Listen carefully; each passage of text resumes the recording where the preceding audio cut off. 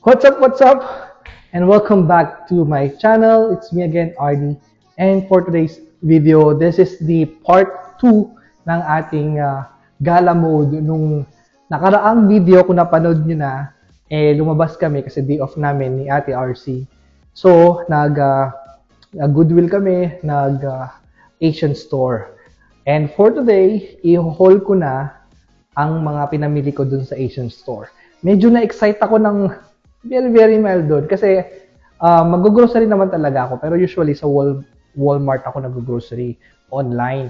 Pero dahil ngayon may sasakyan, I took advantage na yung chance na mag-grocery ng marami. Kasi hindi ko naman alam kung kailan kami babalik doon kasi medyo malayo yung Asian Mart dito sa area ko, mga 20 minutes. Pero, yun, sinulit ko na.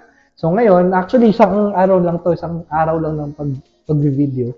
Pero syempre, ngayon ko lang, hindi naman ito na-upload agad. Okay? So, umpisahan na natin, huwag na natin patagalin. Ano ba ang mga pinamili ko sa Asian store? So, pumunta ako ng H Mart, Korean store siya actually. So, ang ina-expect nyo, lahat ng binili ko, halos Korean products. So, mahilig tayo sa Korean food. So, ito yung mga bili ko. Ito muna yung first bag. Yun. So, mga noodles, syempre, kailangan natin mga noodles. Yan.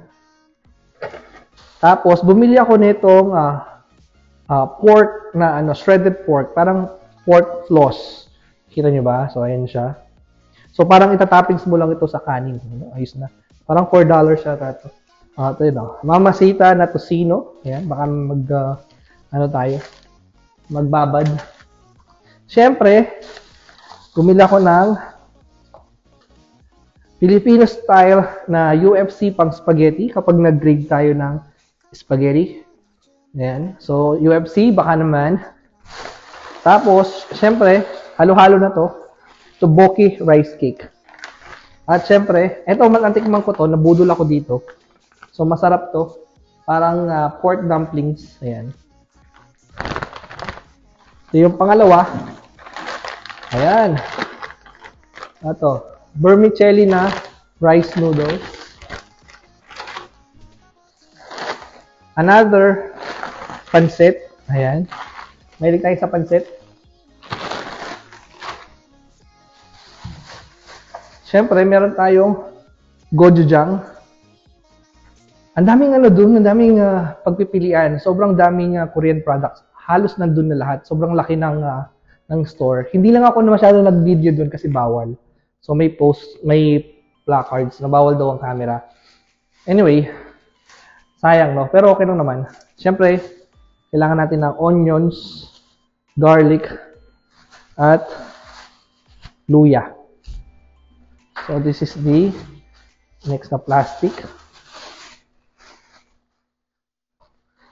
Minsan lang tayo bumiyahe. Lumiyan na natin. Kasi, kung bibili ka ng konti, tapos, di ba? Mapapamahal ka lang sa pamasahe. Lalo yung Uber dito. Of course, you have tofu.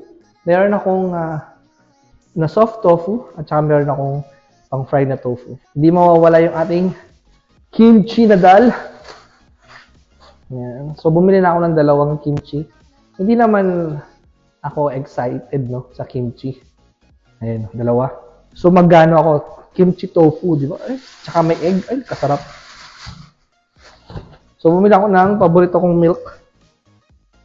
At, syempre, Yakult. Bumili tayo. Alright. Marami pa. And this one, ground pork. This is $6.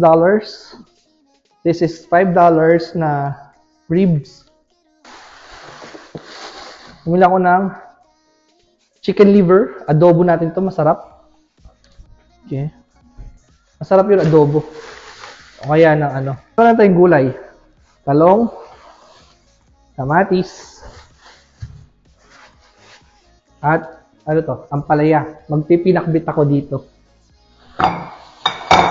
So, ano ba to? Yung cabbage. Alam mo, sa mga gulay, hindi na ako nagtitingin kung magkano. Usually, titignan ko. Pero pag gulay, hindi na. Wait, there's more. Para talaga ako na-excite sa pamimili. Of course, oops, seaweeds. Kailangan natin to.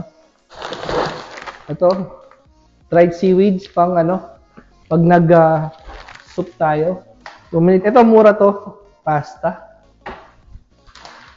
Tapos bumili din ako ng glutinous rice. Magano ako. Kasi nakabili ako ng coconut cream. Yung coconut cream, masyadong matamis. Hindi siya pwede panluto. So, gagawin ko siyang minatamis na yung coconut cream. Ay, ba't ako bumili ng ganito? Hindi ko pa na natanggal to, oh. Ano ba to? Potato noodles. Hindi ba? Di bale. Mura lang naman to. Oh, dyan lang kayo. Meron pa.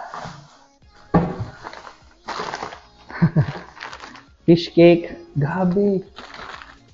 Nag-hoard talaga ako. Then another noodles.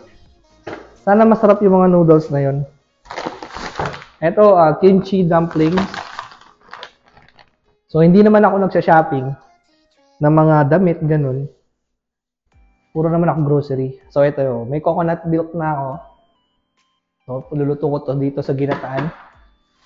Dalawa to binili ko actually. Tapos, ito. Meron akong squash. Sana masarap tong squash na to. Kasi magpipinakbit ako. Tapos, pampalaman, cream cheese. Ito, bumili ako ng beef. Ay, mahal pala nito.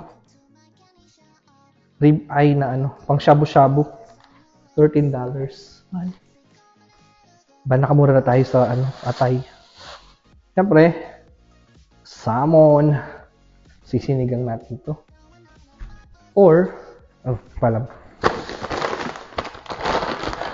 Another noodles. Ayaw ko naman masyado sa noodles. Pag nagpansit ako, meron na tayo. Kasi medyo mura doon compare sa Walmart. Another noodles, guys. Bumili ako ng dalawang QP na mayonnaise. Sarap to. Actually, madami pa akong gustong bilhin doon. Kasi syempre naka-budget tayo.